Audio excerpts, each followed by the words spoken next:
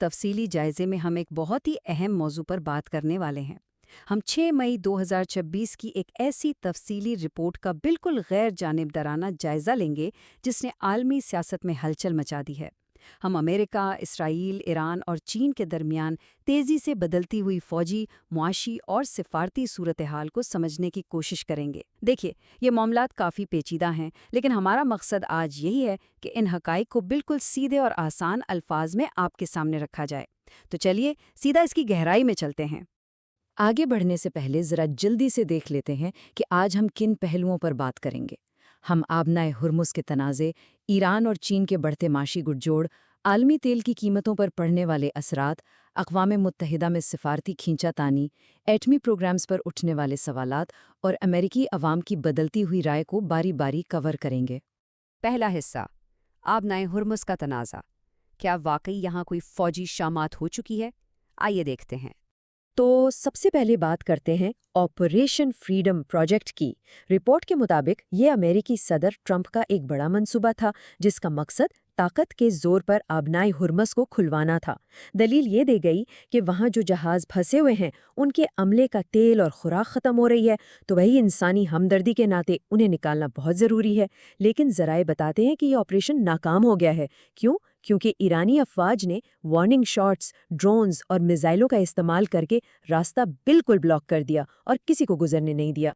और इसी तनाजुर में ईरान के साबिक फौजी जर्नल मोहसिन रिज़ाई का ये बयान बहुत अहमियत रखता है। उनका कहना है कि सदर ट्रंप और पीट हेग्सेट जैसे अमेरिकी हुक्काम सिर्फ झूठ पर मलमासाजी कर रहे हैं।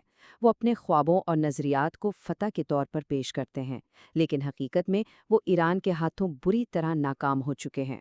ये इक़्तिबास हमें बताता है कि दोनों मुल्कों के बयानिए में कितना वाज़े और गहरा फ़र्क है। अब आते हैं दूसरे हिस्से की तरफ, ईरान और चीन का माशी इत्तेहाद।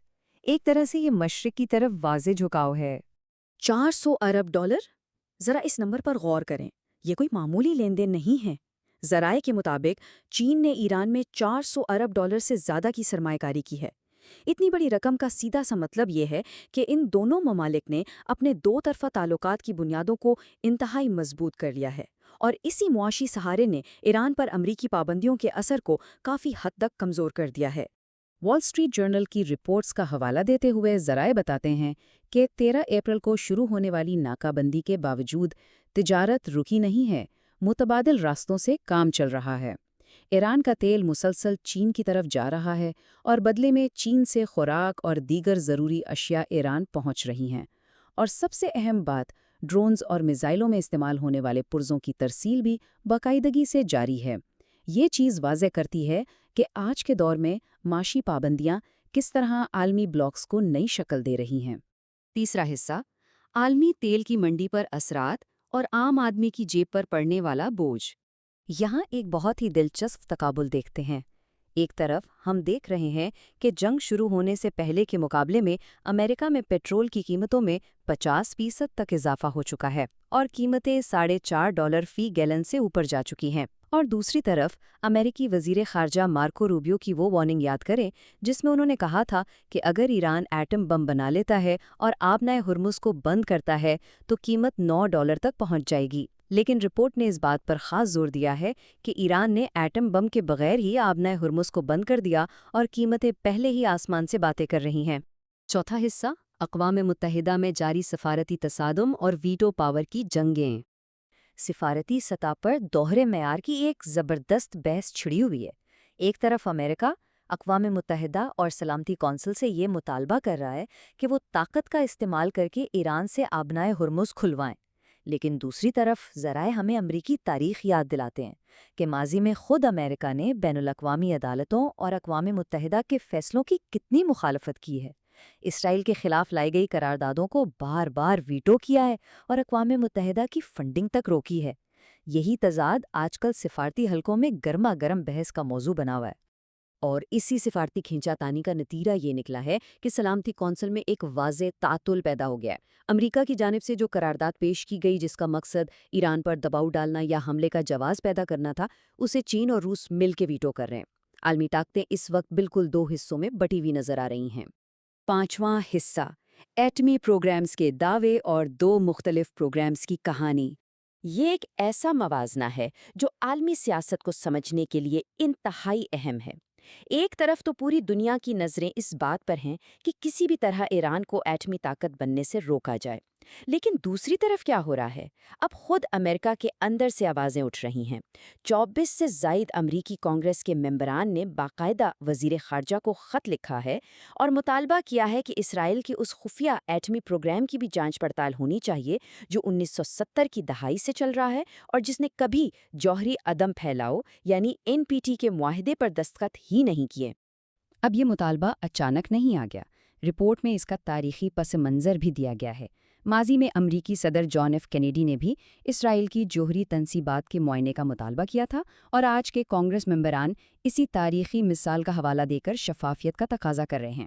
چھٹا اور آخری حصہ معلومات کا موجودہ دور اور امریکی عوام کی تیزی سے بدلتی ہوئی رائے۔ ذرا سوچئے، 2001 میں 9/11 کے بعد جب جنگیں شروع ہوئیں تو بیانیے پر کس کا کنٹرول تھا؟ صرف روایتی میڈیا کا۔ عوام کو بس وہی پتہ چلتا تھا جو دکھایا جاتا تھا۔ لیکن آج انٹرنیٹ اور سوشل میڈیا کے اس اوپن دور میں صورتحال بالکل بدل چکی ہے۔ آج کی نوجوان نسل یعنی جنریشن زیڈ، جین زی، جنگ کی حقیقتیں بنا کسی سینسر کے براہ راست دیکھ رہی ہے۔ انہیں بخوبی معلوم ہے کہ ان کے ٹیکس کا پیسہ کن ہتھیاروں پر لگ رہا ہے اور وہ ہتھیار غزہ، لبنان اور ایران میں کس طرح استعمال ہو رہے ہیں۔ اور جب یہ بیداری آتی ہے تو مخالفت بھی کھل کر سامنے آتی ہے۔ امریکہ کے اندر سے بہت اہم اور نمایاں آوازیں اس جنگ کے خلاف اٹھ رہی ہیں، چاہے وہ مشہور صحافی ٹکر کارلسن ہوں، کاؤنٹر ٹیررزم کے سابق چیف جوئے کینٹ ہوں یا پھر بڑے بڑے آزاد پوڈ کاسٹرز۔ ان سب کا بیانیہ ایک ہی ہے کہ ایران کے ساتھ جنگ کسی صورت امریکہ کی جنگ نہیں ہے، اور اندرون ملک ہونے والی یہ مخالفت اب خارجہ پالیسی کے لیے ایک بڑا درد سر بن چکی ہے۔ تو ان تمام حقائق پر بات کرنے کے بعد ہم کہاں کھڑے ہیں؟ بدلتے ہوئے معاشی اتحاد، یہ ناکام فوجی آپریشنز، سفارتی کشمکش اور سب سے بڑھ کر امریکی عوام کا بدلتا ہوا بیانیہ، یہ سب مل کر ایک بہت بڑا سوال کھڑا کرتے ہیں۔ کیا یہ تمام عوامل مشرق وسطیٰ کی سفارت کاری کے مستقبل کو مکمل طور پر تبدیل کر دیں گے؟ اس کا حتمی جواب تو یقیناً وقت ہی دے گا، لیکن یہ واضح ہے کہ عالمی بساط پر مہریں بڑی تیزی سے اپنی جگہ بدل رہے ہیں۔ آج کے اس تجزیے میں ہمارے ساتھ شامل ہونے کا بہت شکریہ۔ امید ہے یہ معلومات آپ